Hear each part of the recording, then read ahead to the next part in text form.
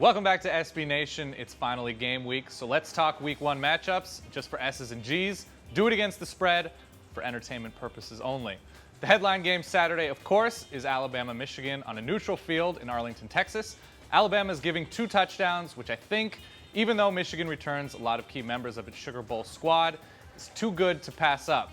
Denard Robinson is as talented as any player in the country, but on the same field with a defense as talented and fast sideline to sideline as Alabama's is, he's among peers athletically. I'm a big believer in trusting coaches with all the time in the world to prepare, and given how much time Nick Saban has to game plan against the Wolverines and what Michigan loses with offensive skill players and defensive linemen, I like the Tide to methodically put Michigan under their crimson thumbs. Give me Bama by 17. On another neutral field in the South, the Tigers of Clemson meet the Tigers of Auburn. It's an interesting matchup with Clemson's All-American wide receiver Sammy Watkins out with suspension and Auburn transitioning to new scheme looks on both sides of the field. Ultimately, Auburn being favored by 3.5 is enticing, but I trust Taj Boyd and the Clemson offense to be more consistent and find more of a rhythm, particularly after halftime, to give the points. Clemson by 10 here. Moving north, Ohio travels to Happy Valley to square off against Penn State, a team now reeling from sanctions and players lost to transfer. Nittany Lions, though, still with upper-level Big Ten talent. They are depleted depth-wise and will have to count on a ton of inexperienced young players for important contributions, particularly on offense.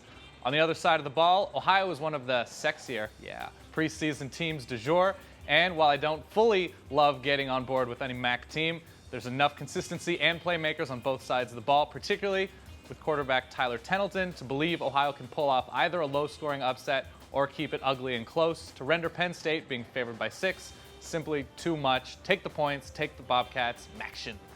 Out west, Hawaii travels to the mainland to play USC in the Coliseum. There's no point in talking upset with Hawaii losing so much on defense against the Trojans.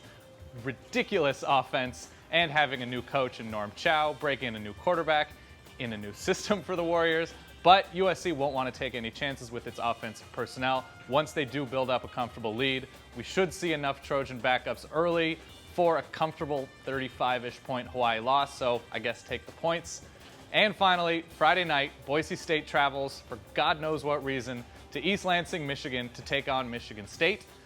The Broncos lose a ton. Important cogs on both sides of the ball, most notably Kellen Moore and Doug Martin in the backfield, and, well, the majority of their defense. Michigan State similarly loses a ton of offensive playmakers, but returns enough along the defensive front 7, including All-American caliber defensive end William Golston, to make you feel pretty terrific about giving 7 points and Sparty.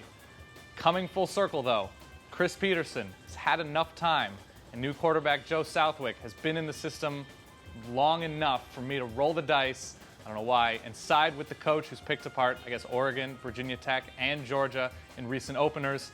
Reluctantly, still no idea why, taking the points on the road with Boise State. Let us know where your smart money is going into the weekend in the comments. And by gosh, enjoy some goddamn college football this weekend.